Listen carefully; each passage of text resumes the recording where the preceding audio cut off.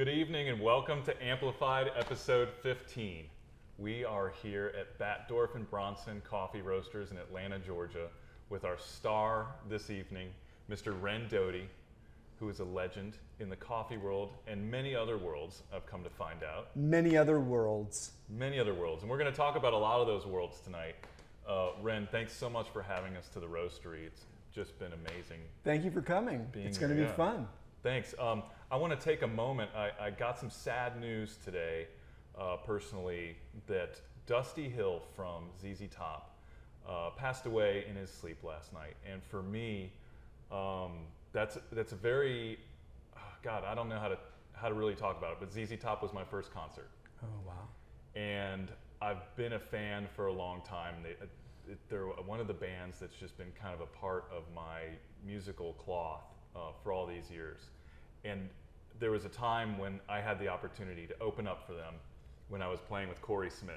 Oh, wow. And I was just blown away by the full circle nature of going from a 13-year-old kid watching these guys at the Hartford Civic Center to now I'm out with the band, opening up, like our tour buses are next to each other, and those guys could not have been nicer, more gracious hosts. They let me sniff all around the stage. Their crew was great. And thanks to Ren here, I would like to offer a toast to Mr. Dusty Hill. To Dusty. To Dusty, to all the ZZ Top fans out there. Cheers. To our studio audience. To our studio audience. John Trio out Yeah. there. We have a studio audience. We have a studio audience today. This is amazing. But here's to Dusty. Thanks for all the inspiration and fare thee well, my friend. Very good. And really good scotch. And a tasty beverage to get the night going. Oh, yeah. Right? Yeah. Burns All just right. right. Yeah, feels right. We are here in what is essentially a showroom for coffee. This is our lab. This is our training center. This is our cupping room. This is where we help people know how to get the best results out of the coffee they're going to brew and serve their customers. Yeah. This is where we take a very hard critical look at the coffee that we're roasting to see what it tastes like in the cup. That's everything. So this is a cool room. We have a little mini roaster over there. Yeah, it's like a lab in the round. We're sitting here at this Lazy Susan, which it's used for featuring coffee, passing stuff around. People, there's a beer company that claims to have the most interesting man in the world, but I'm pretty sure there's a coffee company that should have this character, and you're the guy. I don't know. I can think of a lot of really fascinating, interesting characters in the coffee world. There are dozens that I tip my hat to. Yeah, well, we all have them. That's one of my favorite things about this show is I've got the opportunity to kind of deep dive into these worlds, one of which is yours. So tell us a little bit about your history in the world of coffee. Like how did you get here from some of the places you've been in life, which there are some interesting places. I didn't grow up drinking coffee. My parents didn't make coffee at home. Okay. My parents didn't drink alcohol, smoke, swear, or drink coffee. And those are a lot of my favorite things right there in one sentence. And yeah, all right. So that's an interesting, tidbit there. My maternal grandfather drank, smoked, swore, and drank coffee. So all my years growing up, I lumped that in with things that Grandpa does that we don't do. Okay. And whether I was visiting his home in Salem, Oregon, or he would come down to San Rafael, California and stay with us, he would have a jar of Taster's Choice instant coffee crystals. Yep. And one jar would last about 6 years. And I knew Grandpa was visiting because I would wake up in the morning and smell that coffee, and he would just have his boiling water and spoon in some of his Taster's Choice and make his coffee. But I didn't start drinking coffee until I was in high school. Okay, yeah. My history teacher, David Robinson, whom I'm still friends with today, loved good coffee. Okay. And he would share it with some of the students, and it kind of opened my mind and palate to the crazy, delicious flavors that are available in coffee. Outside of the taster's choice spectrum. Yes. And I'd like... Crystal, your son Jackson says, crystals. Right, crystals. Thanks. Good to see you out there, Jackson. This is going to be very casual tonight. I'm probably going to rabbit trail my own self a lot. Good. Hopefully, we talk about things that the listeners are interested in, and we'll take some questions and all that. And they're allowed to tell us what they want to talk about. So. Well, I know the Folgers commercial was always the waking up to the smell of coffee, but could it not have been like the instant? Folgers not instant. Folgers is regular. Folgers is regular coffee. I think they have instant coffee also. Probably so, yeah. I am just a really poor choice for a producer of this episode because this guy doesn't even drink coffee. I don't drink coffee at all. Well, not a drop. You stay behind the scenes. We got you covered. But my entire family are coffee addicts, so have at it. When I think of my childhood coffee memories, I think of Sanka. Yeah. I think of Maxwell House, U-Ban, right? Like, remember the My dad old is an lady who instant would guy. come over to your house and like tell you that you were tell the housewives that they were making their coffee wrong and that she would help them, like, so their husbands would be happier with their cup of coffee. With their dose. Yeah. I'm such a junkie. I'll take a cup of coffee, like if I'm visiting my parents, so they'll have like a regular brew and then the instant, and I'll regular brew and then I'll dose it with some instant just to heat it up. What kind of person does that make me?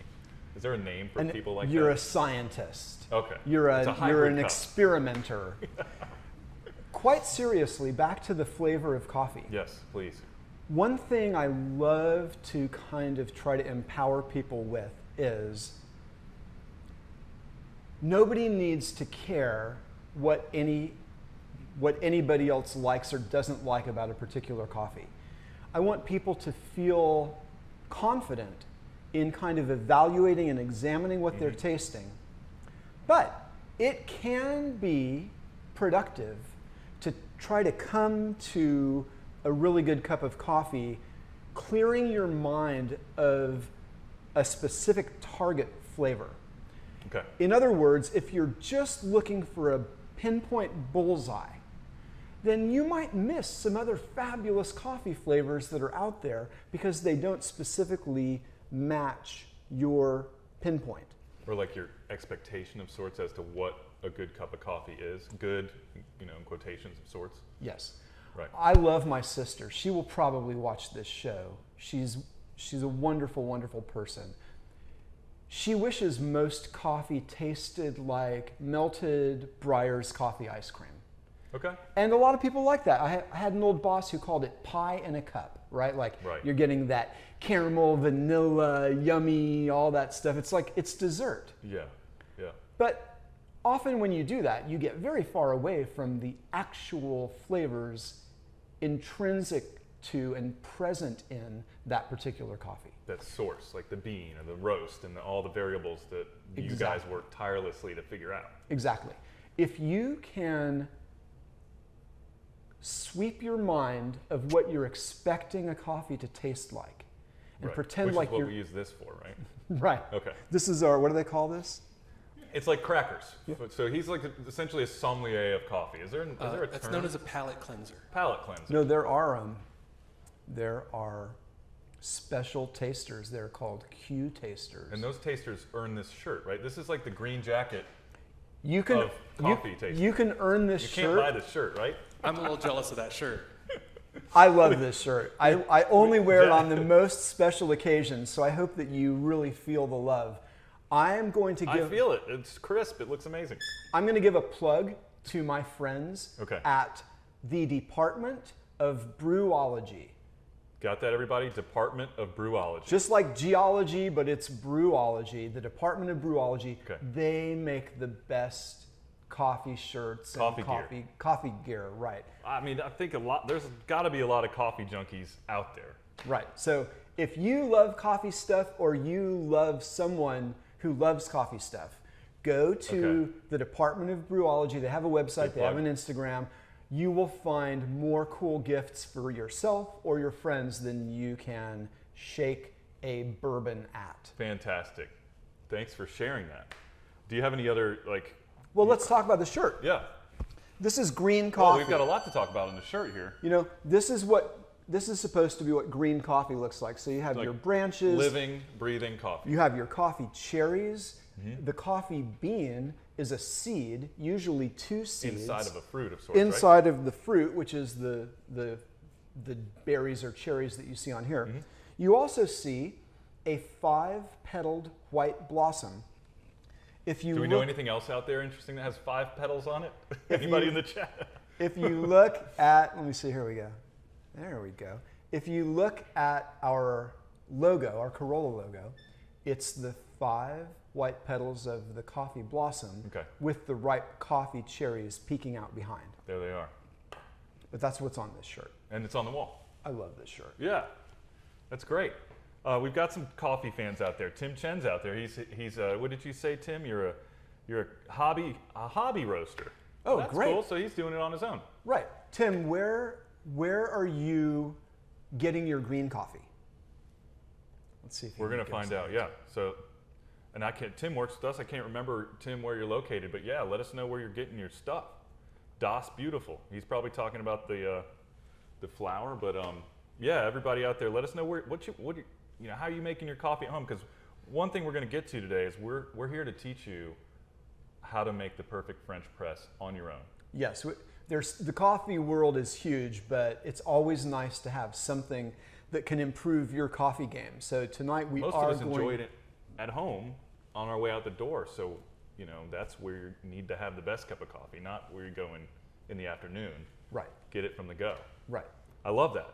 So as we work our way towards the class part of the evening, everybody, how did your coffee experience land you with Batdorf and Bronson as a company and as a brand? Because this is probably the job you have is not something you have a resume for that you walk into and apply for. Right. When I was in the first grade, You're in a very unique position. I wasn't writing down that I wanted to work for a coffee roaster when I was a little kid. Right. I was in the Marine Corps for 6.5 years. I was a combat engineer platoon sergeant in Desert Storm. Wow. Then I worked at the shipyards in Portland, Oregon while I got on with the sheriff's department there. Okay. Did that for a while. Natural progression of sorts. Started trying to buy and fix up properties, but I needed health insurance. Sure. So I went to work for a coffee shop where you could work part-time and get health insurance. Not easy to find. Right. And that turned into a legit job where I was a barista for several years, but then I became an equipment technician. Oh, cool. So I don't know if there's a way to show this. This is amazing. We have some tattoo fans out there. We are doing. I'll hold my arm still. We're doing a reveal. So this is the full-sized La Marzocco logo that you would find That's dedication. on one of their Linea machines. I actually took the physical emblem to my tattoo artist and said, can you please put that on my forearm? So I was a technician on those machines for years, and then I became a facilities supervisor of their coffee shops. Okay. But Batdorf and Bronson is a lovely company. My main goal when I talk to people about Batdorf and Bronson and I share our coffee is I want them to fall in love with this little independent, privately owned company like I did. Batdorf and Bronson started in Olympia, Washington in 1986. In 1994, we opened our Atlanta roastery right here where we're sitting. Same spot. Yeah, so we've been in this location for 26 or 27 years. Oh, wow. And back in 94, we then became co-headquartered. So Atlanta wasn't just an outpost, we were co-headquartered with Olympia. Yeah, you weren't just a little sibling down south. We donate freshly roasted coffee regularly to Atlanta Habitat for Humanity, the Atlanta Ballet, the Atlanta Opera, the Atlanta Contemporary Arts Center, the Atlanta Film Festival, the Atlanta Jewish Film Festival. These are all organizations that we want to have good freshly roasted coffee to drink Sure. And we get it to them. Those are institutions. Those are all Atlanta institutions. Right. We get it to them at no cost. Occasionally, an upstart roaster in Atlanta will come up and be like, yeah, but we're from Atlanta. And I'm like, well, yeah, you are. We've been from Atlanta since you were in the 2nd grade. But yeah, you're from Atlanta. You go. But I'm proud of our presence in Atlanta. We work really hard to take good care of our customers. We own and operate the Dancing Goats coffee bars in Atlanta, so that's our retail arm. Yeah, tell us a little bit about that, because I think for people here who live in Atlanta, frequent the restaurants and stuff, you'll see the brands in a couple different formations. So how exactly does that work for you guys? Well, we chiefly are a wholesale roaster, so we are roasting coffee for restaurants and cafes, a lot of Atlanta's favorite spots. Sure.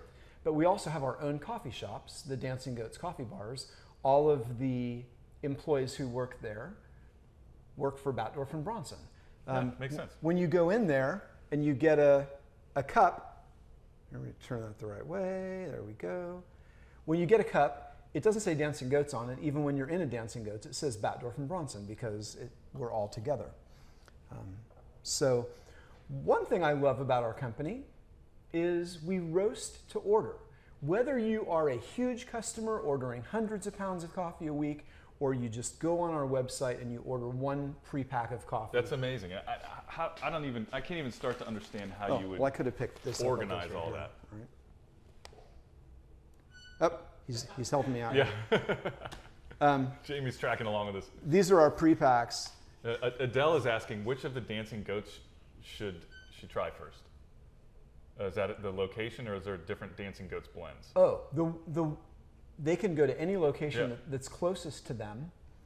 Our most popular coffee is our Dancing Goats blend. It's a blend of single origin coffee from Sumatra, Costa Rica, Nicaragua, and Brazil. Wow. People love it. I would call it a medium roast blend. Okay. We roast it's kind of the flagship origins. Of sorts. I would say it is.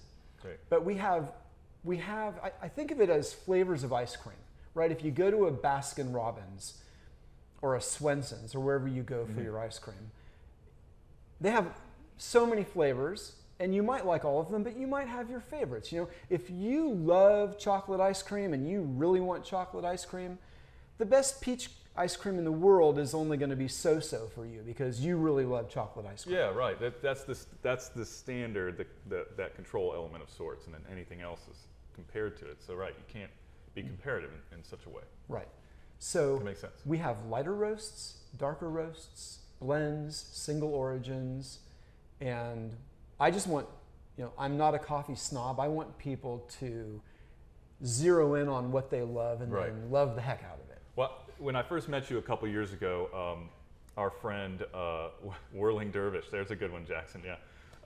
Our friend Matt Hobbs invited us over, and he was a pal of yours, I think, from the location on Glen Iris there in the Old Fourth Ward, and brought us over to a tasting which you hosted here.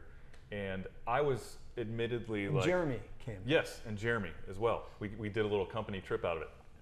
And I was a little nervous because I was like, I'm just, I'm totally a bottom-feeding kind of coffee person. Just as long as it's brown, I'm fine. And I was afraid that I wasn't going to be able to hang with any kind of discernment or, palate. But the way you walked us through that was so educational, but also humble. And I think there were 4 or 5 of us in the round, and everyone walked away with a really unique perception of it, or at least an altered perception, or a different type of appreciation. I'm glad. That's so pretty much the goal. The goal is for people to learn something new and get their questions answered. That's pretty much the goal of my tours. Well, so back to the roasting really quickly. Whether you're a big customer or a small customer, we keep no roasted coffee inventory here. We only roast to order. So, right, you would expect to see just shelves and shelves and shelves. Right, and that isn't the case. The case is whether you're ordering 1 bag or 100 pounds, if you place your order on a Tuesday, that coffee is going to roast for you Wednesday morning, ship Wednesday afternoon, and you will have it on Thursday. So you can go to our website. We put a roast date on every bag of coffee. Some people put a best by date on their coffee, but we put a roast date because we want people to know when it was roasted. Yeah, sure.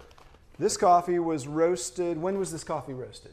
This coffee was roasted on the 27th, which is yesterday by my numbers, I believe. So. What do you know? There's Matt Hobbs in the chat right now. Yes, great field trip. Matt, thank you for this wonderful introduction. We're all here because of you, and a great field trip a couple years ago. Speaking of field trips, I think we have a field trip to the roastery. We do. Do you know why? Tell me why. Because it's after 9 o'clock right now, and we're the only ones in the whole manufacturing facility. No one else is here. We got our run of the joint. But you know what? I'm pretty sure I saw you here. Was it on Monday morning? It might have been. Different shirts involved. When we were actually bright and early. Maybe there were roasting coffee. Yes. So let's do a little swirl back in time. We're going to do a little time travel here. No. We are not. We're stalling. Oh. You know what? Okay. This is great. Live TV. So we're... This bourbon was good. We are going to take a quick sip of this bourbon. We're going to talk to the chat, guys. Travel here shortly. The thing about time travel, we're going to time that I've learned since doing this show is time machines take forever to warm up. And as a certain bikes, you don't just want to necessarily. A motorcycle guy, you can probably imagine, Ren. Turn it on and hit the road. You want to let everything kind of get going. So we're going to do that. What are we sipping on? We are sipping on. I fortunately had some bourbon that had a little time on the way over here, and Ren has been such a wonderful host. I brought him a treat to take home. We're hoping some of this is going to end up actually back at his home. It will. Tonight. We would like him to, which is the plan. Share it with his beautiful wife. But yeah, we're sipping on a little bit here. The coffee that. So Tim responded with that he gets, and it's from Hasia Coffee Source out in Orange County. I'm not familiar with them, but that's cool. I'm from a wholesaler. Tim, how are you doing the roast at home? Like, how are people roasting it?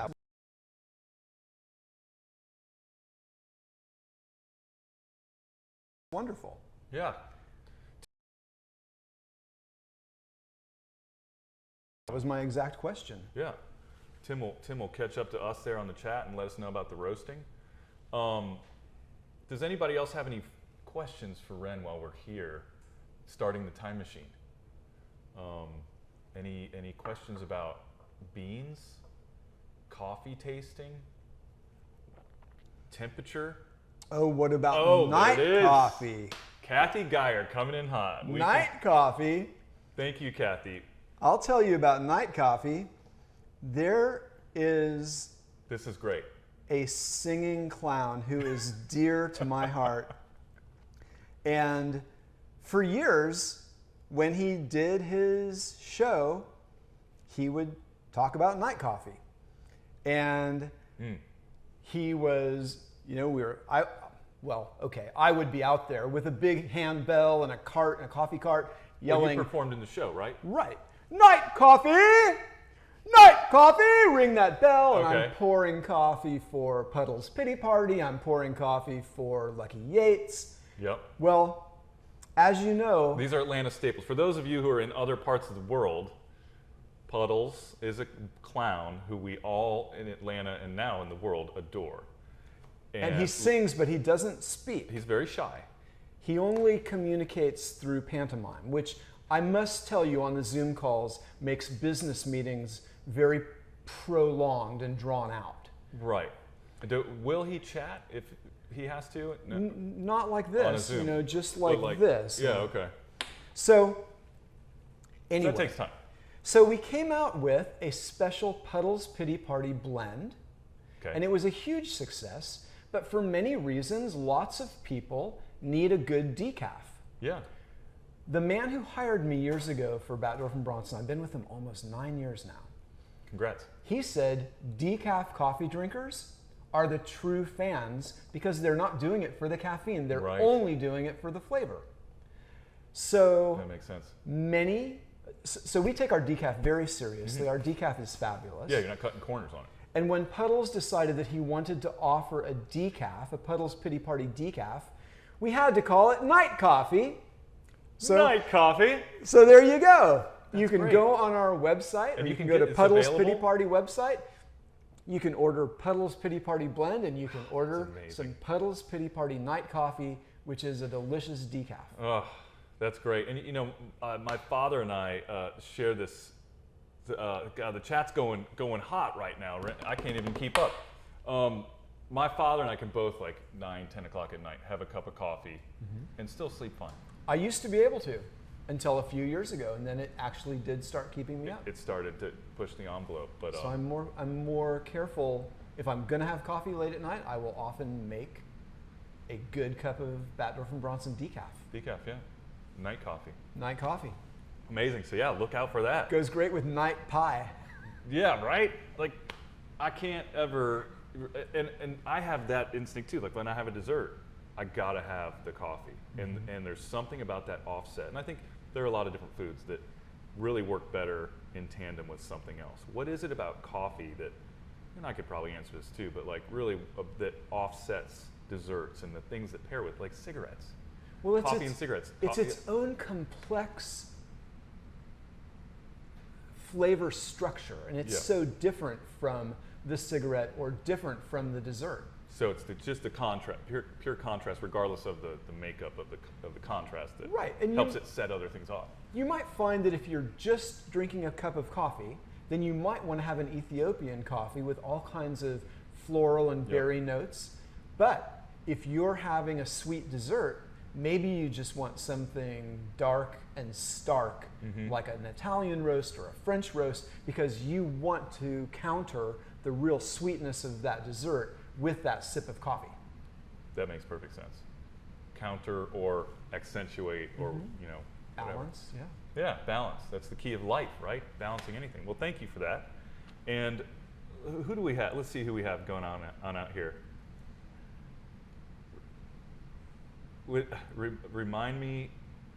Remind the fam that what we're supposed to do with your ashes, Pops. These are some personal questions. Oh, my ashes. Well, what I'm hoping to have. Okay, this is a personal moment here. I want to be cremated. I don't want my family to be able to go to a certain point on the planet and think I'm stuck right there. Yeah, okay.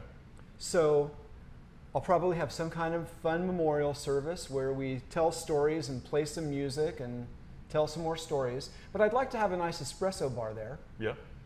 And I'd like the barista to be the only one who's in on the trick. What we'll do is, a lot of people who are used to having espresso on a manual bar are used to what's called a cubano. You put the coffee, the finely ground espresso in your portafilter, and then you sprinkle some sugar on top of it, and then put all of that up into your group head and pull your shots. And the hot water under pressure, as it's extracting the flavor from the coffee, it's also melting that sugar and forcing it through those grounds so that the espresso is sweet right in the cup. A lot of people refer to that as a cubano shot. Sure. So I want the barista to just pinch a teaspoon of my ashes onto the top of the coffee in the portafilter and not tell everyone until... In lieu of the sugar or just in the mix? In lieu of the sugar. Just ashes and ground espresso, and then pull those shots and serve those drinks, straight shots, Americanos, lattes, cappuccinos, and then tell everyone at the end of the evening that they now will all actually have a part of me in them, deep within their cellular makeup. That is a beautiful story. Thank you. Don't tell anybody. It's a secret. Well, you know, in fact, this program is being recorded. I think you're aware of that. So this will stand up in court if anyone has to ever fight for that, and it's not written down anywhere. So this is a great service to you and your family to have this documented, and I'll be sure not to show up. Thank you so I'll much. send letters and flowers and all that stuff, but I'll bourbon. Send some yeah, bourbon. Yeah, I'll send some bourbon. Thanks for the tip. That's great.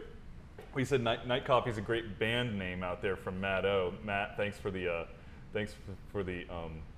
suggestion there, and we got some fans of the decaf here. Good to see everybody out in the chat. Thanks again for joining in. But Skydo says more elaborate than recalled.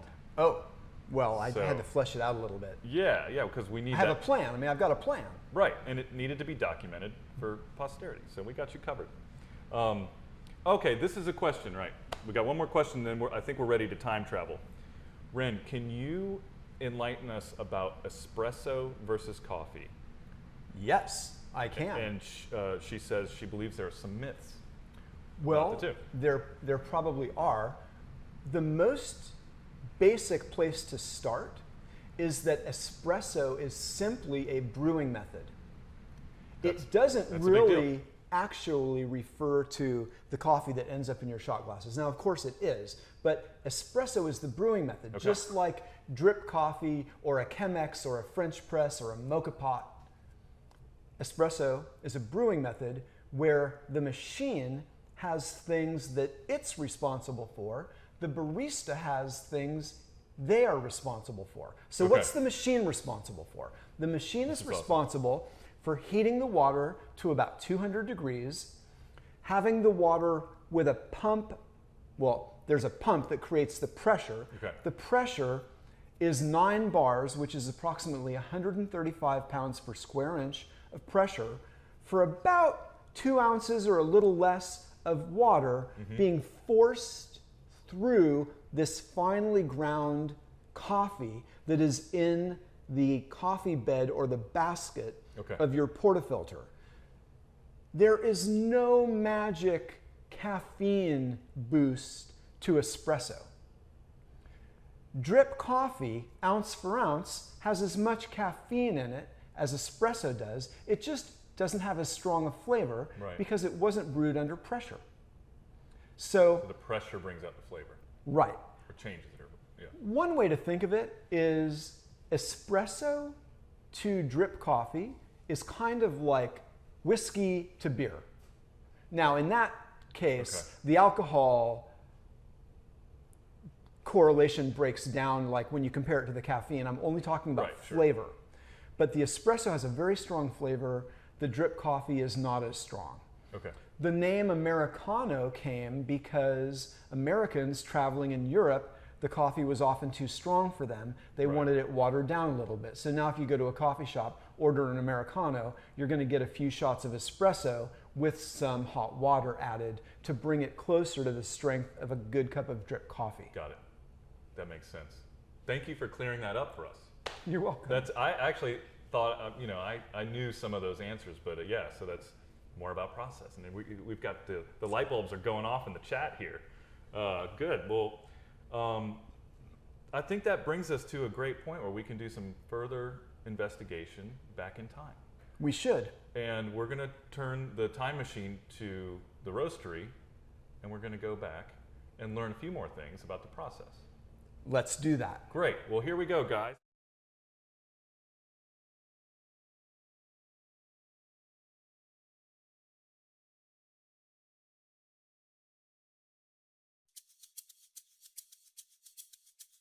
What we're looking at is the green coffee beans that come to us from farmers we work with all around the world.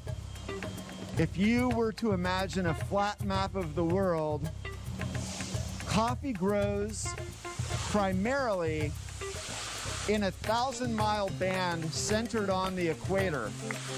And we regularly get coffee from Mexico, and then in Central and South America, we get coffee from Costa Rica, Nicaragua, Guatemala, Brazil, Colombia, Peru, Bolivia, El Salvador, Honduras, and several other places that I'm forgetting. And then if you continue on that map of the world east, you'll hit Africa. We regularly get coffee from Rwanda, Ethiopia. We'll usually have 1 or 2 different Ethiopian coffees. We get coffee from Kenya, occasionally from Tanzania. And then if you head east from there, you hit Indonesia.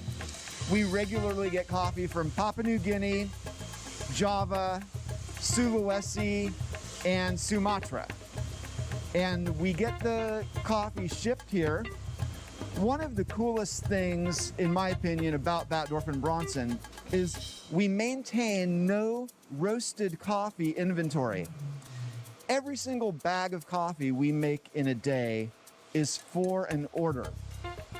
Right now, I could pull out my phone and I could put in an email for 100 bags of coffee for some project I have going on, and nobody would bat an eye. They'd be like, okay, Ren, no problem, 100 bags of coffee.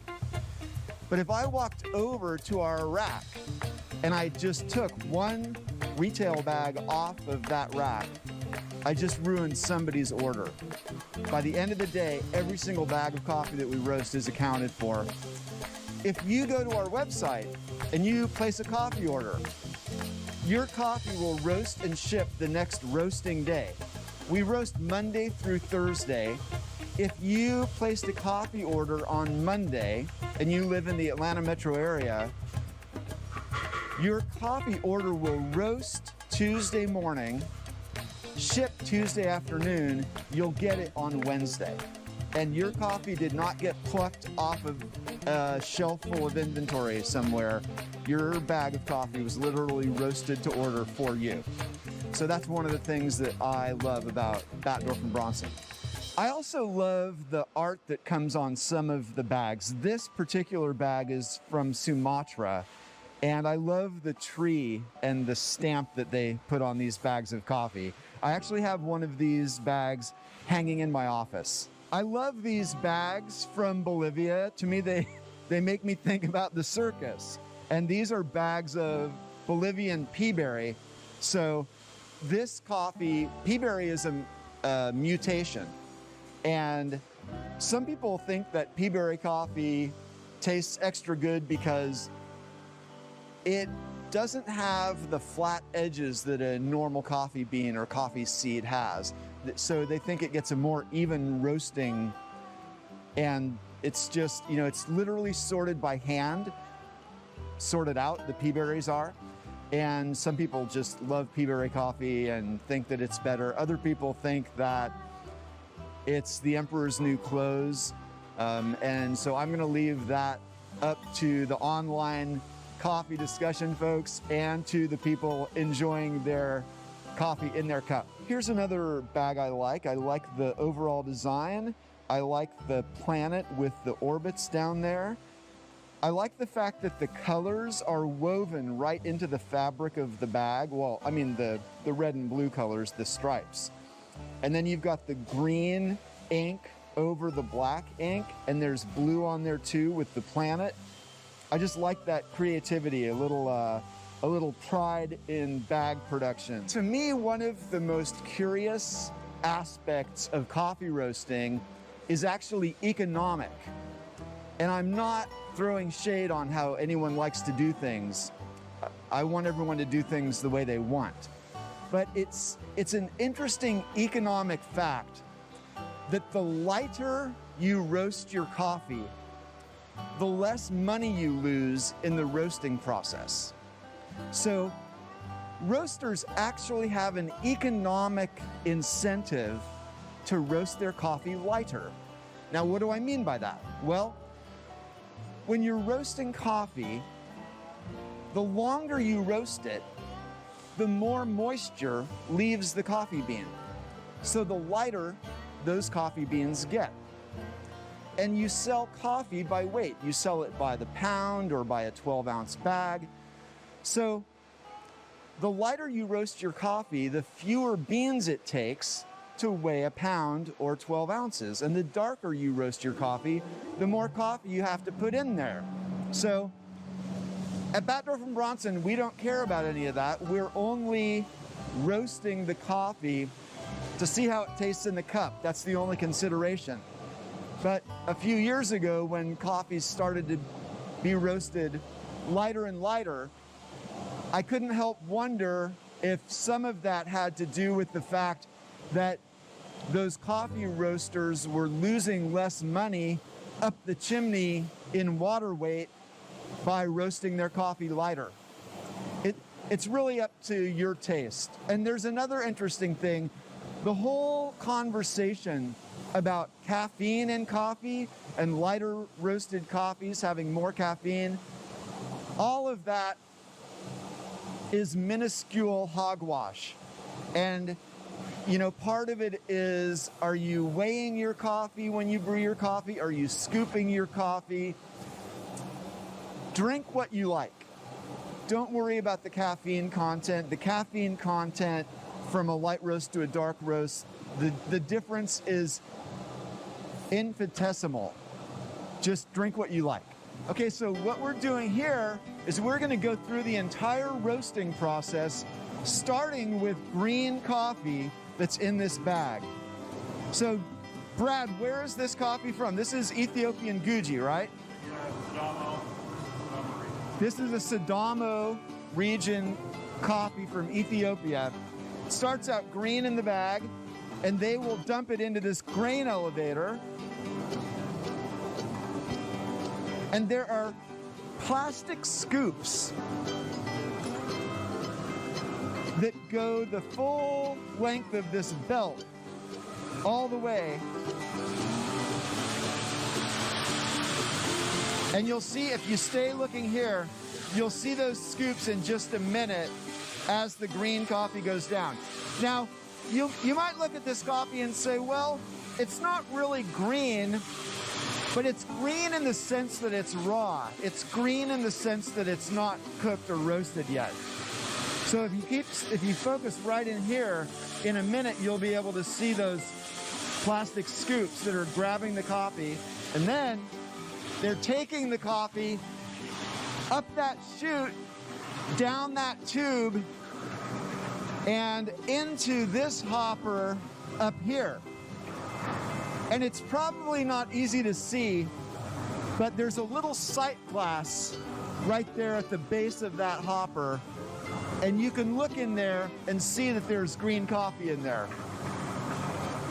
The coffee that's in the cooling tray right now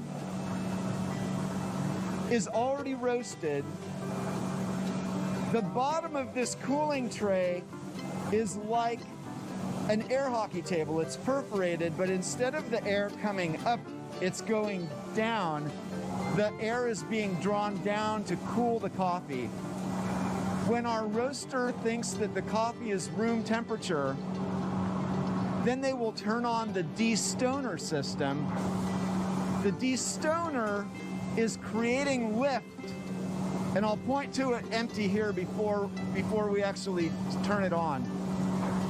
It's creating just enough lift to lift a roasted coffee bean.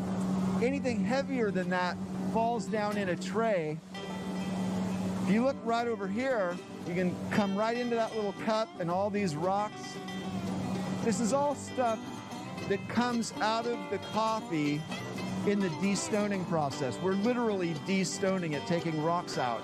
Now, these rocks and the other things that we pull out are car keys, belt buckles, coins, all different kinds of jewelry, all kinds of little weird things. But those rocks are sterilized because they were in a 500-degree oven for 12 minutes. It's not like there are any germs in there. But a lot of commercial coffee grinders cost $4,000 to $6,000. And you do not want a little screw or a little rock or a coin or something in that grinder ruining those burrs and causing a problem. And it's also just a good policy to have only coffee in your coffee. Okay, here's the destoner.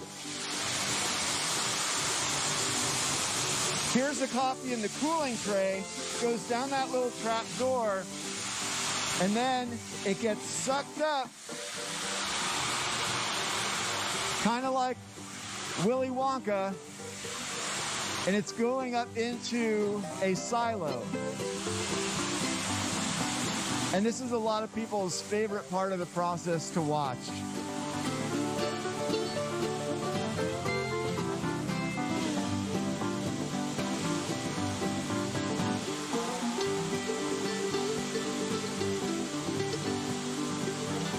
If you come back to the front of the roaster, you'll see in that sight glass the green coffee moving around. That roaster is from 1959. It has a cast iron drum, which gives wonderful heat distribution to the coffee. Then if you look in the bottom of our cooling tray, now you can see the perforations where we draw the air down through while we're cooling. And also, very important, Elvis in the middle there. He's part of our quality control. Are we looking at that camera? Brad, thanks.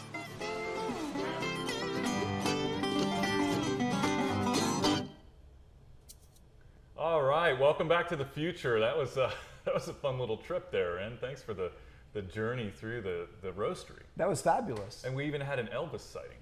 Elvis here. Elvis is here. How did he ever get hired? How did that work out? Well, we were looking for Elvis, and so since he was the only real Elvis, it kind of narrowed it down quickly. Right. Okay. So, and how long has he been working here in the roastery? Since 1994. Since '94. So Elvis was an original employee of this location. Do you know what Elvis would be doing if he was alive today? That's a great question. Scratching against the lid of his coffin. Wow. The crowd goes mild. That's a good one. I got to take a minute. I'm going to take that one with me tonight and probably to the end of time. I have an idea. Well, where are we going to go now, Ren? Let's make a perfect French press of coffee. I love that idea. And I'd like to start by mentioning a couple of quick things that are common errors or pitfalls people can fall into. Great. I've had so many family members come to my home. I make them the coffee in the French press. They love it. They're like, oh my goodness, this is so wonderful. So I buy them a French press and I send it to them or give it to them. Teach a person to fish, right? That's right. So, two quick stories. Great. One person, back in the day, when you bought a Bodum French press, they included a little plastic, almost like an oversized swizzle stick with a little paddle on the end.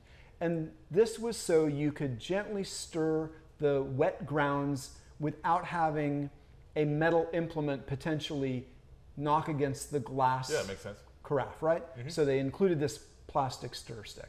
So, like a big swizzle stick of sorts. Right.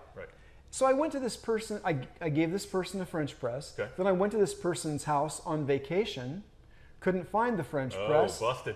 Asked them where it was. They said, oh, it's at that little L place under the cabinets, you know, where you can't reach anything and you put the stuff you never use there. Yeah. So I found it, got some coffee. The armpit of the kitchen, right? Yeah. Made some coffee.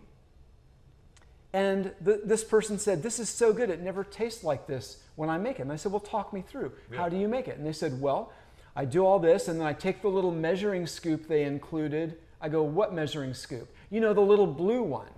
So this person, instead of it makes my heart sink.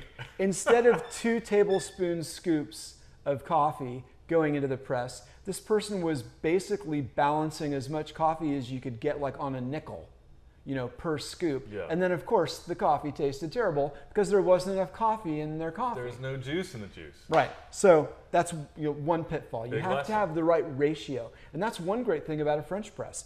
Okay. You make it morning number 1, it's a little too weak. You make it morning number 2 and you add a little more, it's a little too strong. Morning number 3, you dial it in, and now for the rest of your life, you know what strength you like. And for people who say, you know, when you ask someone what roast they like, and they say, I just like a good strong roast. Well, that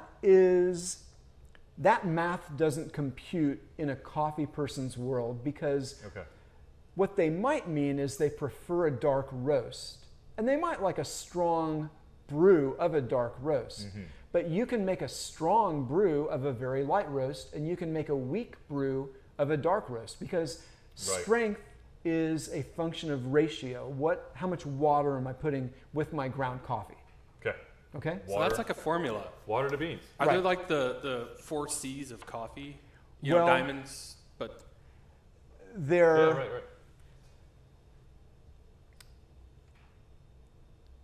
Coffee is an art and a science. There's a lot of science in coffee, but it really comes down to how does it taste for you.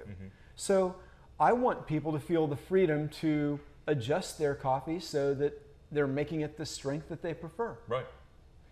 I scooped my coffee for years. Recently, after making coffee at home for more than 30 years, I went to a scale. Now I weigh my coffee. I feel like a stodgy little scientific old man, but I weigh my coffee. Do you have a monocle when you do it? Or I do. Got a monocle right here. Oh, if I were making coffee, I would weigh that. I would weigh that. Yeah, Jamie likes to have things in order. I'm telling you, it's surprising how it helps you dial in loving the coffee that you make every day. Yeah. So if I'm only making coffee for me, I put 800 milliliters of water in my brewer. Write this down, everybody in the chat. Okay. This is just what I like. This is just my preference. This is Willy Wonka's own formula. It may not be your preference, but Listen to Mr. Wonka, everybody. if I'm just making coffee for me, I'll put in 800 milliliters of water in my Bonavita 8-cup. So it's all European, everything that's happening. Brewer. Milliliters. And then I will weigh 44 grams of whole bean coffee, and then I will grind that. So there's a lot of 8s and 4s, so it's easy to kind of remember. I'll grind that in my burr grinder, and then that's how much ground coffee I put in my filter for the 800 milliliters of water to make its way through. And it's a strength that I like. Yeah. You know how I arrived at 44? I tried 40 and it wasn't strong enough, and I tried 42 and it wasn't strong enough. Keep and I pushing. tried 44 and I liked it, and I tried 46 and it was a little too strong. So I went back to 44 and now I love it. And you're going to hold. Yes. Until your taste change. If I'm grinding coffee, if I'm going to make a full pot, which is 1,300 milliliters, I used to put 70 grams of coffee into 1,300 milliliters. But you know what I found out? Tell us. There are 340 grams of coffee in one of our bags of coffee. So I decided if I could live with 68 grams instead of 70, 5 times 68 equals 340. Yeah, so I'm if with I you. was happy to go back just a little bit, which I am, then I get 5 perfect full batches out of one of these. Yeah, I'm down with that. Now, that truth in works it. for me. Yeah, this is all making sense now. Truth in advertising, this is how it actually goes in the real world in my house. Morning number 1, I'm making coffee just for me, 44 grams. Morning number 2, I'm making coffee just for me, 44 grams. Morning number 3, we have friends over. I make 68 or 70 grams, but now it's all screwed up. So I don't have my nice even 5, multiple of 5 anymore. So then I'm like, whatever. And also at my house, you'll get a lot of really interesting tail end blends, right? Okay. Because I only have 37 grams of my Ethiopia Guji, and I need to make up the rest of it with my new bag of Whirling Dervish, and they're both going to go in there, and it's going to be delicious. We've had definitely a couple of shout outs for Whirling Dervish in the chat. It's a good coffee. And that's a blend, right? Or a roast, a particular type of roast? Yes. Okay. It happens to be an organic blend of 2 different Nicaraguan coffees. Awesome. Now, the other story I'm going to tell before I go make a perfect French press. Yeah, and we're going to learn, everybody, we're going to learn how to make the perfect French press. So back to the story about family members I've given French presses to because they liked it when they had it at my house. The next one was an uncle of mine. He didn't like his coffee very much, and I said, well, talk me through how it's going. Like, how are you doing this? Let's get in the time machine together. Right? So he's like, well, I use this much water at this much, at 200 degrees. And I'm like, yeah, that's great. I use this much coffee, yeah. He's like, I put it in there. I let it sit for 10 minutes. I'm like, there's our problem. We just found ding, ding, ding. the problem. It's only supposed to steep for 4 minutes. 4. So what's happening if you leave it in there for 10 minutes? First of all, it's getting cold, right? Because it's in there 6 minutes too long, and a French press doesn't have any electrical apparatus to keep it hot. And secondly, you're really over-extracting all that coffee. Every piece of ground coffee has a certain amount of flavorness. Flavorness. Flavorality. Oh my gosh. Was it too much bourbon or what? Flavorness. That was a Willy Wonka moment there. Maybe next year, flavorness will be in We're the... We're going to have a flavorness blend in coming the out here around dictionary. the holidays, I think. Okay. Every ground piece of coffee has a certain amount of flavor and a certain amount of bitterness. Yeah, and the name of the game is to extract the flavor you want without getting to the bitterness. That's why if you get some of that bitterness out, we refer to it as over-extracted. Okay. If you don't really get enough flavor out, we call that under-extracted. Now, I'm with you. The larger a piece of ground coffee is, the longer it can be in contact with the hot water before the bitterness comes out. Okay. So, if you are Should be writing all this down. making a portafilter of espresso, that espresso is ground very, very finely, but it's only in contact with the water for between 20 and 26 seconds. Mm-hmm. And then it's done. So you're getting the extraction you want without pulling out the bitterness. When you do a French press, that coffee is in contact with the hot water for 4 whole minutes, but it doesn't get bitter because it's a coarse grind, as opposed to the espresso being a fine grind. In case we don't get to this next thing by the end, well, I'm going to go ahead and I'm going to tell you something important about grinders while we're waiting for our coffee to steep. For 4 minutes. If all I know about somebody is that they love a traditional cup of coffee, I'm going to serve them our French roast. It's our second darkest roast. Our Italian is our darkest. It's a Nicaraguan bean. The flavor profile is very similar to a delicious bar of dark chocolate. Mm-hmm. It's not very acidic, and I guess it's what people would call smooth. Sure. And if all I know is that someone likes a good, strong, traditional cup of coffee, I'm going to start with the French roast because they will love it and then maybe be interested in something else. If I started someone who loves a French roast on an Ethiopian coffee, which is one of my favorites, they might not like it. They might not be able to get past the complexity and the kind of adventurous nature of those flavors to want to try anything else, because I stopped them with something that wasn't familiar to them. Sure. So tonight we are going to try our French roast and our Ethiopian Guji, which is a naturally processed coffee. And those are from Ethiopia. Two things that are wide on the flavor spectrum. Very different on the flavor spectrum. We will taste them together. We will also sample it to our studio audience at that time. Exciting. And so let's get started. I'm going to talk you through making a French press of coffee. Now I'm using 8-cup Bodum French presses. Okay.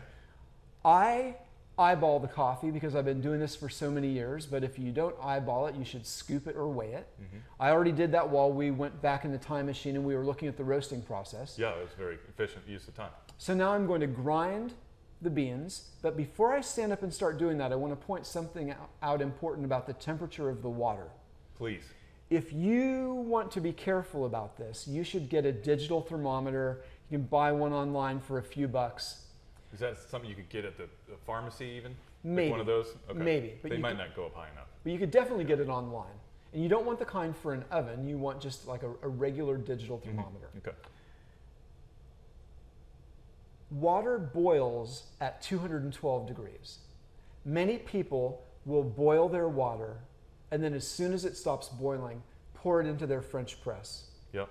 And that heat, that's too hot for the coffee. The coffee should really be between 200 and 204 degrees, not 212. And the coffee actually screams a little bit when it feels that heat. That's how you know it's too hot, That's right? how you know. Okay. So we look sadly, you know later when you taste your coffee and you want to scream. the scream gets transferred. So got it. If you were at my house and we were making a French press, I would be boiling it in my Chemex hand-blown water kettle for one reason, for one thing, because it doesn't impart any flavor to the water. Right. But then after it came off the boil, I would put my digital thermometer in there and wait for the thermometer to come down to 204, 203, 202. Okay. And that's when I want to put the water in contact with the coffee. Just north of 200. Yes. The second thing is,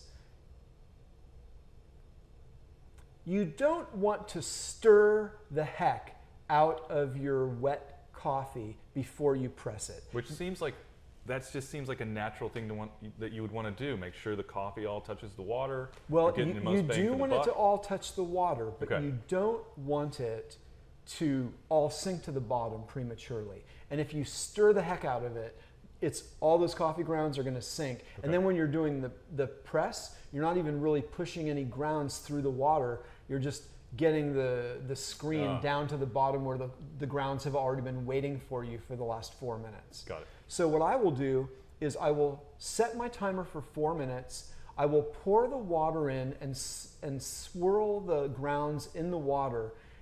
And I will get the height of the coffee and the water mixture about 2/3 and wait about a minute.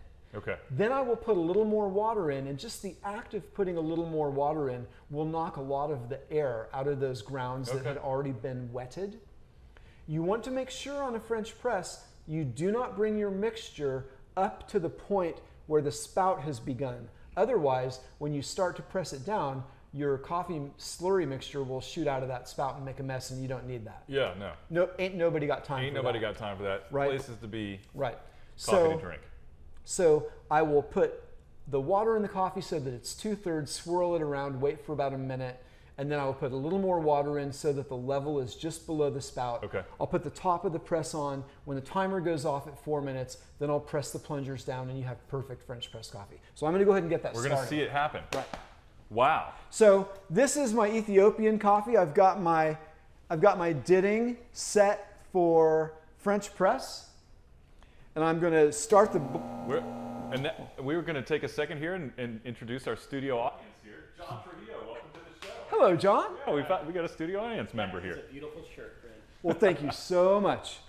I do love my coffee shirt from the Department of Brewology. That's right. Okay. All right, look at this man in action here. And thanks for Okay, so we ground our Ethiopian coffee nice and coarsely.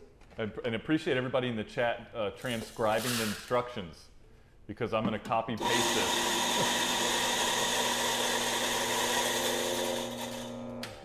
So I want to start and let you smell this freshly ground coffee, because you'll be able to smell a big difference. I'm going to come over here. All right, and Volume doesn't have smell-o-vision yet, but as soon as we do, we're going to do another show here. This is the French roast. Don't inhale any of it, but get a good smell from that coffee. Don't puff it too fast. Right.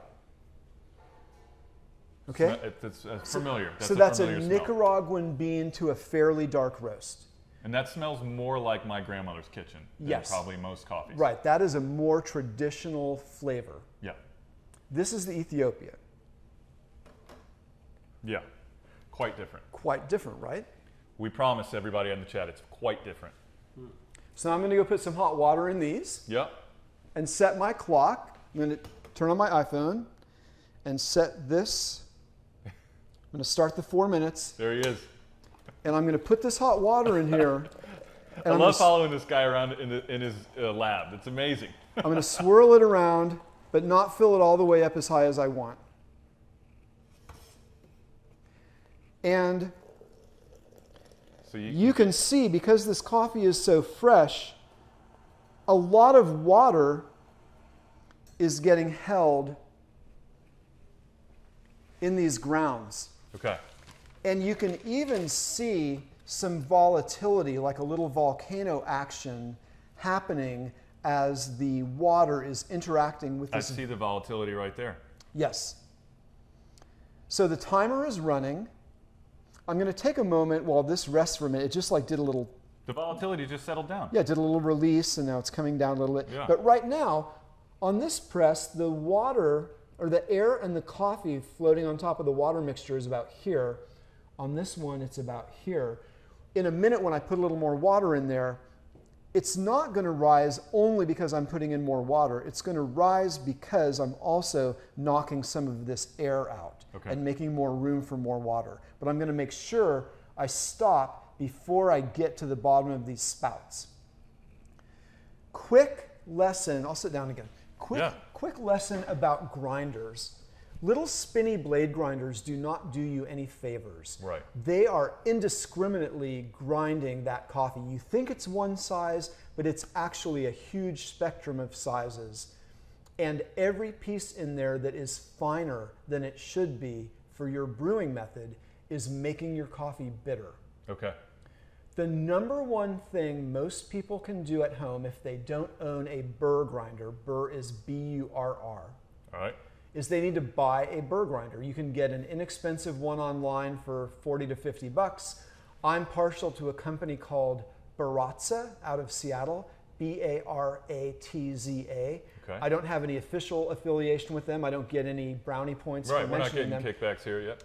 If you go on my Instagram, I have a Baratza Vario grinder that I used for 10 years every day, and it actually wore out the burrs, and I was able to get a new set of burrs from the company and replace the burrs, and it's still my kitchen grinder. Still your baby. Crazy, right? That's awesome. So the burrs, when you use a burr grinder, you adjust the dial to the size you want, and whether it's a conical configuration or the burrs are flat.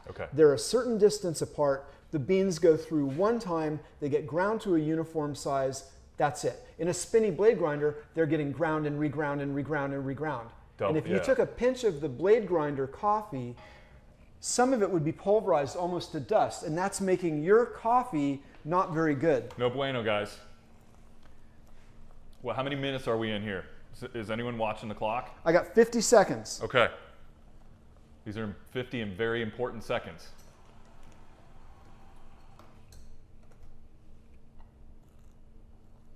I'm using the falling water to punch holes, and I can see the air rising up out of here. You can do the same thing in your kitchen with the water on your stove. So now, this is the Ethiopian. This is the French roast. Here's my phone because it's going to go off in a second, and I don't want to have to reach too far for it. We have this beautiful lazy Susan here that we can take advantage of. I'm going to set the top in here like that, and you'll notice thank you. There we are. Right on time. Thank you, Apple. You'll notice that no water and coffee spilled out when I did that because I was careful not to put it too high.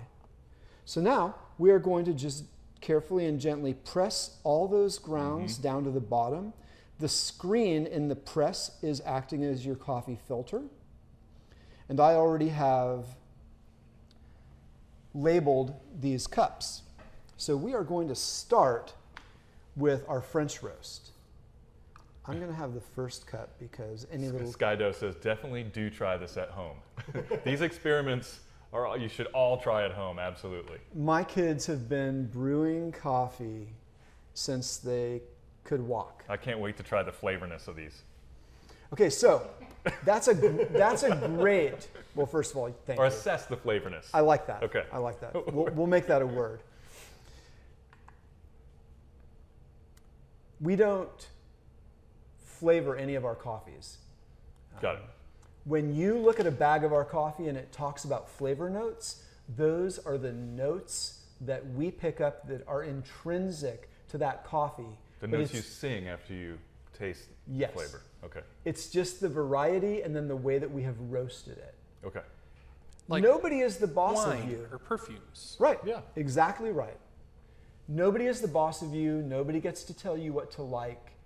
I want people to enjoy evaluating what they are tasting. Oh, we're letting this cool down a touch right now. How many degrees do you think we're hovering at right now? 190. Okay. Two quick things.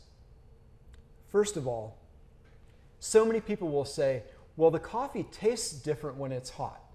No, your tongue's ability to taste the last coffee time we hear that around here. is different when it's hot. Let me say that again. Okay. Your tongue's ability to taste the coffee is different when the coffee is hot. When you sip something hot, all your taste buds go, what are you trying to do to me? Right? And they retract because you're actually trying to injure them and they think you're an idiot. Yep. And they retract and you can't taste stuff very well. Yes.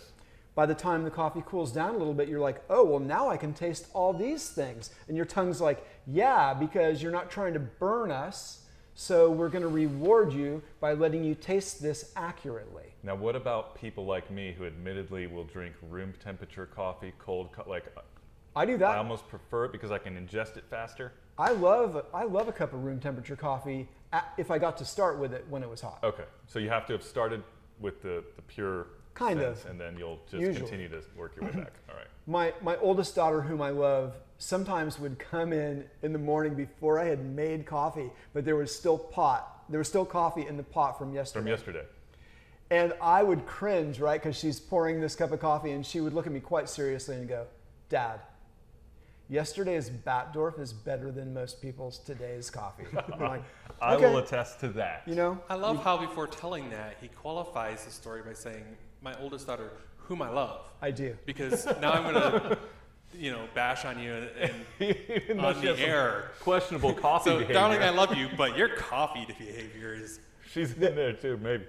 The other thing, we're not Can't hide from we're not anyone tasting out here. this yet. Okay. We're not tasting this yet. The other thing I want to mention is this. When you are tasting a good coffee, a specialty coffee for the first time, the name of the game is to kind of identify and corral that main coffee flavor off to the side. It's like, okay, coffee flavor, there you are. I see you. I'm going to put you right over here. Now, what else am I tasting? And that's where a lot of the magic comes in. And you don't have to taste what everyone else tastes. We have a coffee called Sky's Mountain Blend. The first few times I drank it, there was a flavor that I recognized that I couldn't identify. I couldn't put a name to it, and it was driving me crazy. And after I think the third day, when I finally relaxed and I wasn't trying to think about it so hard, my brain goes, ding, clove. Ah. And I'm like, oh yeah, it's clove. I'm tasting clove. It's a Just taste. couldn't pinpoint that. It's a taste that I recognize, but I just couldn't put my finger on it. So one of the most delightful things in good coffee is letting yourself taste what's there. I have had the luxury of working for coffee companies now for more than 20 years. I never get tired of going in and picking a coffee and brewing it and drinking it. And checking it out. It's still exciting. And how many of us, probably most of us, don't really take time to appreciate the things that we do and love every day. I know, John, you're a brewer, and we've shared some beers together, and there's so much ritual around that I think the couple times that we've had that time, we have sat down with them and really savored them, because you put a lot of work into that stuff. But how many cups of coffee have I just chugged on the way out the door and put no mind to? And there are those times when you do get to kick back, and it's Sunday morning or something when you can focus on it. But thanks for reminding us that there are beautiful, wonderful, great tasting things under our nose at all times, really. Well, I will confess that even when I'm drinking beautiful, wonderful, great tasting coffee, sometimes I just need some coffee and I chug it for a while. So. All right. Okay. Great. Makes me feel better. This is our French roast. The first thing we're going to do is take a slurp, and the number one rule. What should I do with my pinky? You can do whatever you want with Okay. it. I'm going to leave it out. The number one rule is don't burn yourself. And I'm not joking.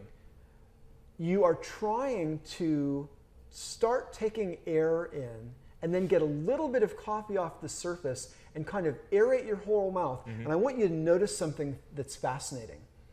You really won't taste it until you taste your second slurp. The first slurp is really almost like priming your taste buds and your palate to be able to taste the coffee. Okay. And you'll do that. I'm going to do it first. Yeah, we're going to watch. And then I'll let you do it. And I'm going to figure out what I'll do with my pinky. And you'll notice what I mean. When you take that second sip, it'll be like, oh my gosh. Okay. There it goes. So I'm trying to just let it get all over my tongue, roof of my mouth, aerate, like spray that coffee inside. Sip number 2.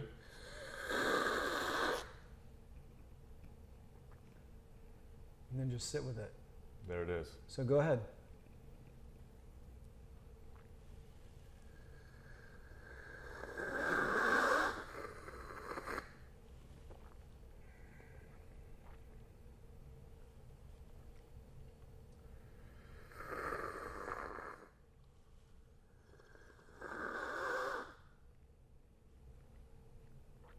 Definitely got a different flavor on round 2.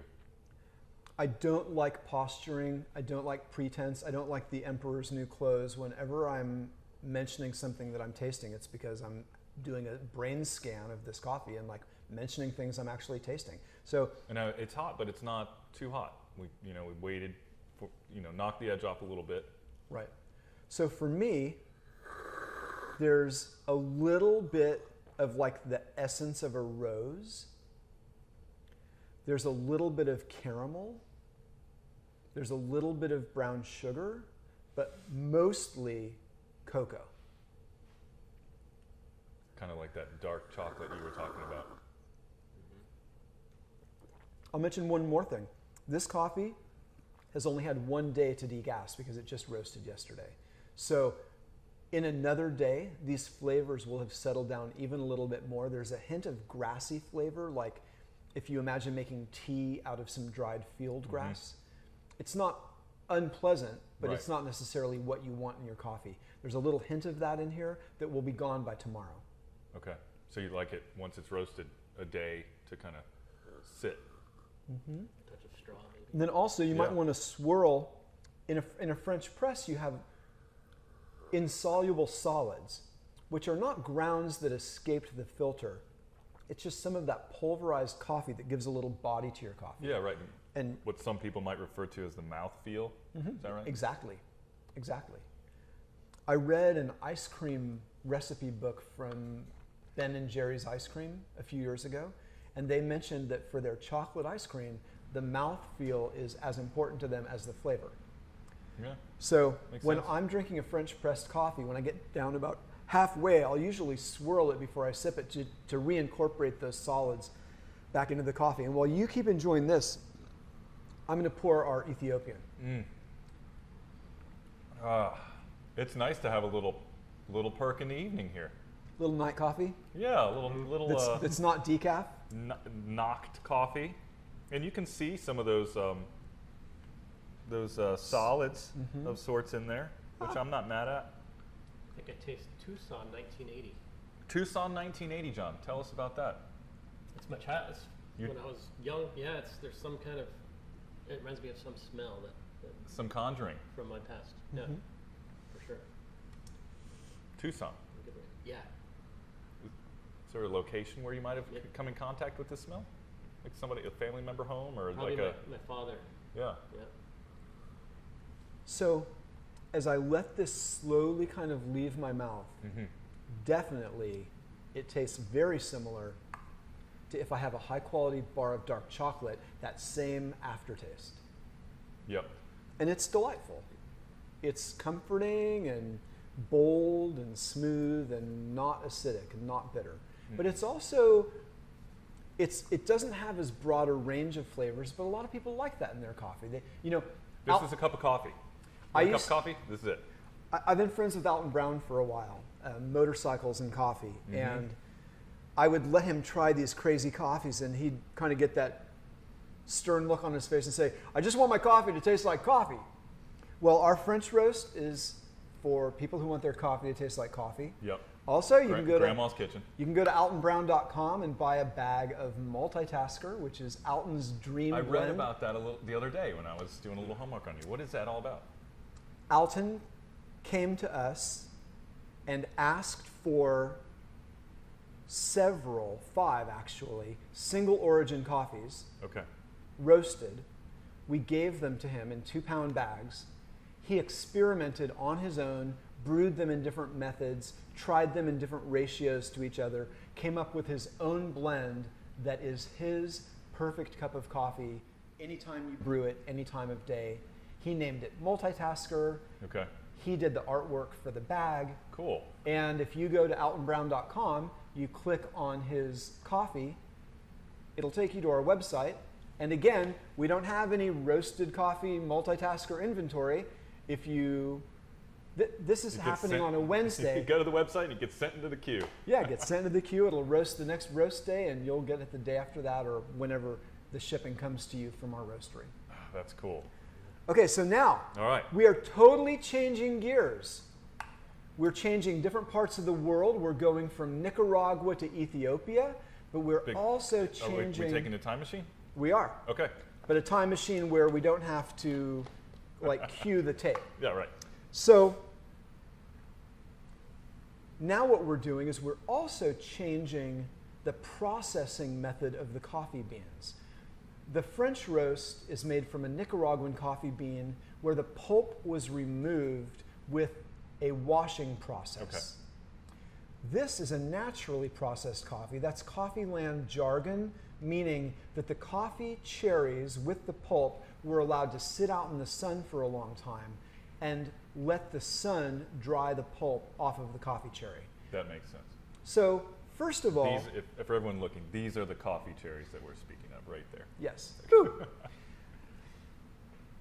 First of all, the coffee intrinsically has a much different flavor, the Ethiopian coffee, the Guji, from the Nicaraguan coffee. But secondly, some of the flavor from the pulp is transferred to the bean or the seed by osmosis when it's out there drying in the sun. Mm-hmm. Leaching of sorts. So this is the kind of thing where I ask people to kind of wipe their palate clean and maybe even pretend you've never had coffee before and just approach this as a new savory food. Okay. Not on your bullseye, not on your target, but it's something new, and it just happens to also be coffee. All right. Everybody out there ready for this? I feel so guilty huffing this coffee without being able to offer it to our friends in the chat, but we're going to get there. We're working on smell-o-vision.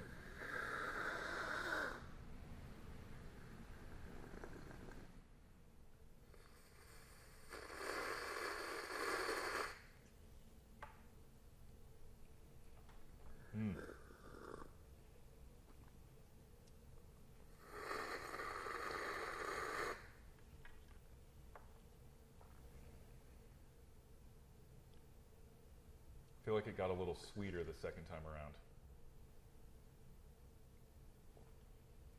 This one's taking me somewhere. I don't. And after the first couple slurps, you can just sip it like a normal person. Okay. That is nice. Very nice. John, tell me, what do you taste? Try to go less esoteric.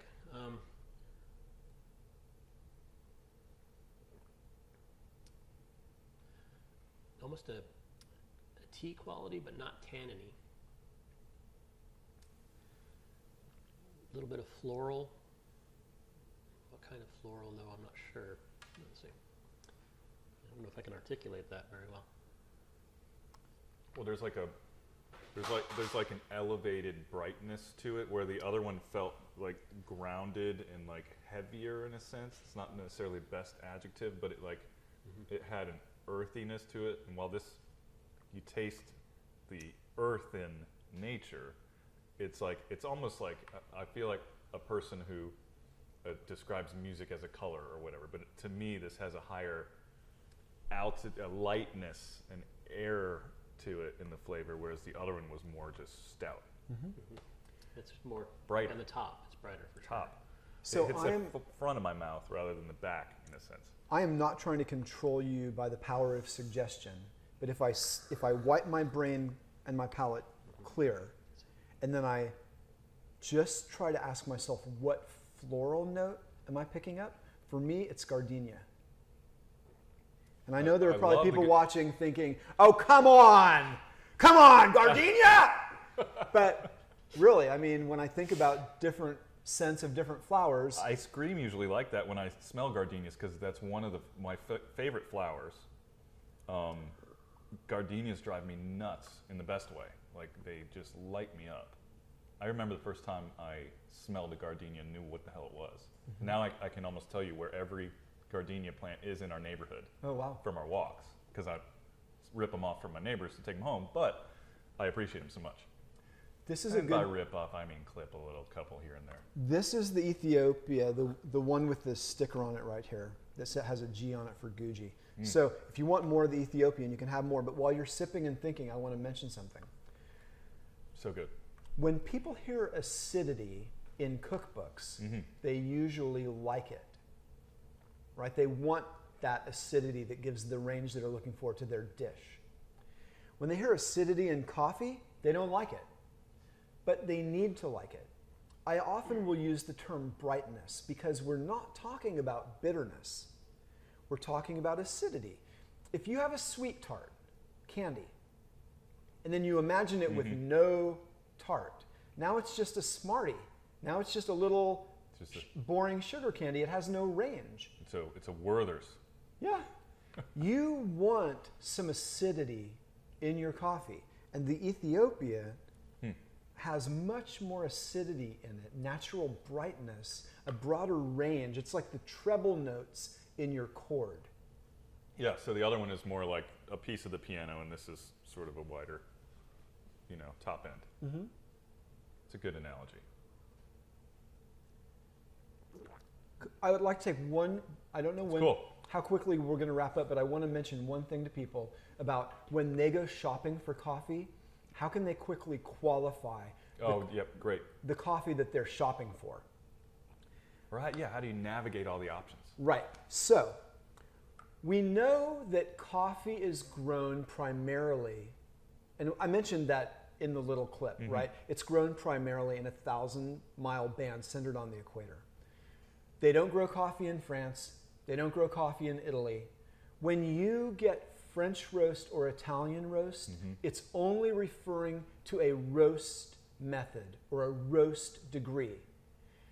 Your French roasted coffee might come from Honduras, mm-hmm. or it might come from Papua New Guinea, or it might come from Kenya, and it would still be it might still just be but it would be a French roast because of the degree of roast, not because of where the coffee came from. Right. So if you are buying a coffee that says French roast, Italian roast, city roast,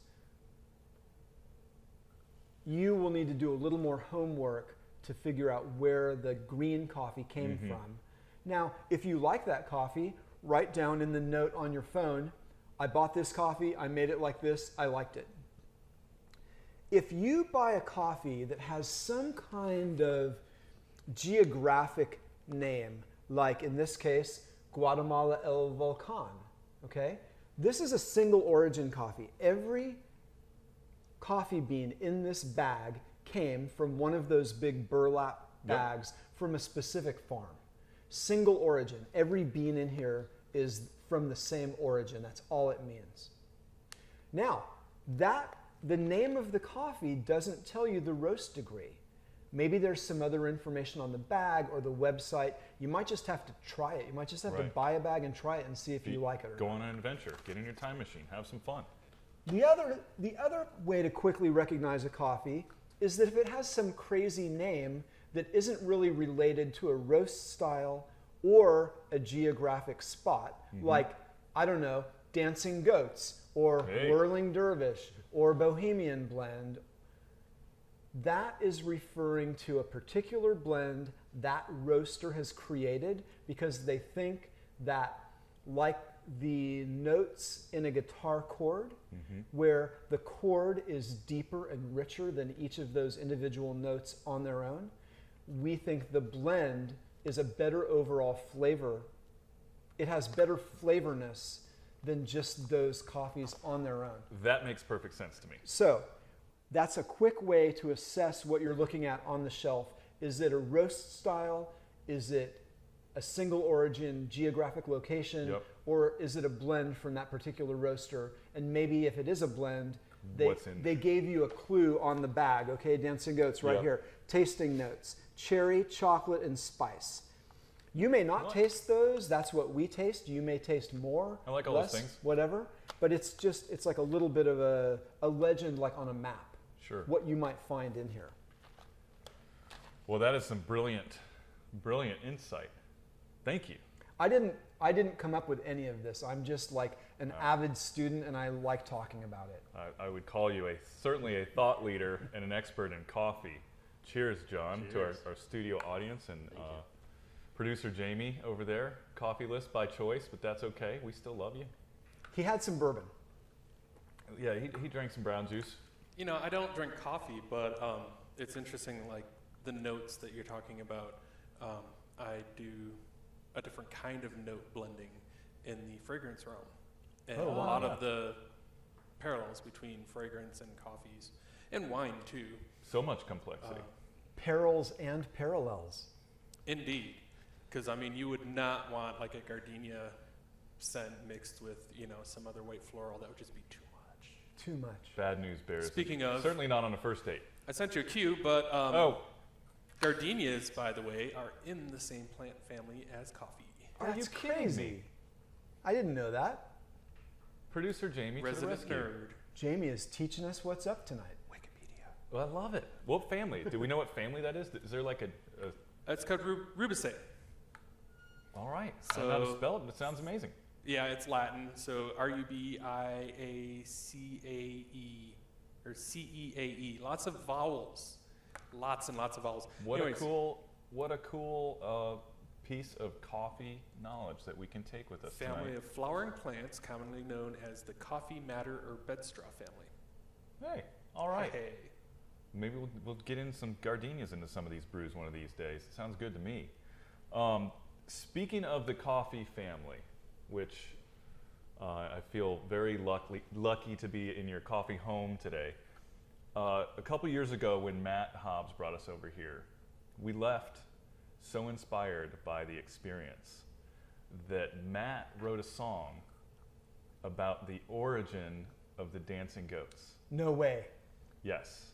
And it's called Dancing on the Hillside. And tonight we are going to debut it here on this show and offer it to you as a thank you because we were so inspired. So Matt wrote the song. He concepted the whole thing because he's been such a fan of your coffee and your work and of you, and brought it to us at Tune Welders. We helped him put it together. And Matt went, and there he is right there, Matt Hobbs, drinking his favorite brew. Yay, Shout Matt! out. So Matt, it just so turns out, and this was completely by chance, but he's releasing this song this week. Oh, wow. And we are going to play it for you. It's called Dancing on the Hillside. And can you tell us a little bit about Caldi? Are you familiar with the story? I am. So this song is an ode to Caldi and the Dancing Goats. The earliest written record of humankind and coffee is from 800 AD. There's a legend that says that an Ethiopian goat herder noticed that his goats would eat the berries off of this particular shrub, and then they would get hyperactive and frisky and dance around. So based on that legend, and the goat herder was mythically or supposedly named Caldi, the owners of our company back in the 80s named their very first coffee shop the Dancing Goats Coffee Bar. We actually have Dancing Goats trademarked in relation to coffee any way that you can slice it. And that is where the name of our company came from, Dancing Goats. It's from that legend. Well, we're going to honor that legend right now by debuting this song for you as a thank you, and for everybody in the audience, thanks for joining us. Yay. This has been so wonderful. So exciting. Yeah, shout out to Matt Hobbs for getting us all together. Matt, good to see you out there in the chat. Great work on the song. It was so much fun to put together, and I'm really proud to bring it to the world tonight. So here we go, Dancing on the Hillside by Matthew Hobbs. The golden morning spilled over the hills, filling the valley with light. Caldy the goat herd walked down through the mountains with a small flock of goats by his side. And the next thing he knew, those goats started jumping, and Caldy the goat herd, he didn't know why. And that's when he saw them, these tiny red berries. His goats, they've been eating them from a bush nearby. And that's why those goats, they were dancing on the hillside. They were dancing on the hillside. They were dancing on the hillside in the morning sun. Caldy saw his goats a-jumping, having all kinds of fun. So he walked up to that berry bush and said, I'll try one. And then the morning sun started singing out a song. And before he knew it, his toes started tapping along. Then he was dancing on the hillside. He was dancing on the hillside. He was dancing on the hillside in the morning sun. Caldy took those magic berries up into the town, and he told the local monks about his goats acting strange. And the monks said, these are evil, and threw the berries in the fire, where those berries turned brown as they burned in the flames. And those berries started roasting, and an aroma filled the air. And the monk scooped out some berries into some water he had there. And the smell was overwhelming, and everyone came out to see this strange new magic brew in all its mystery. One monk took a great big gulp, and he said, hey, I feel young. And before he knew it, his toes started tapping along. And they all were dancing on the hillside. They were dancing on the hillside. They were dancing on the hillside in the morning sun. Dancing in the morning sun.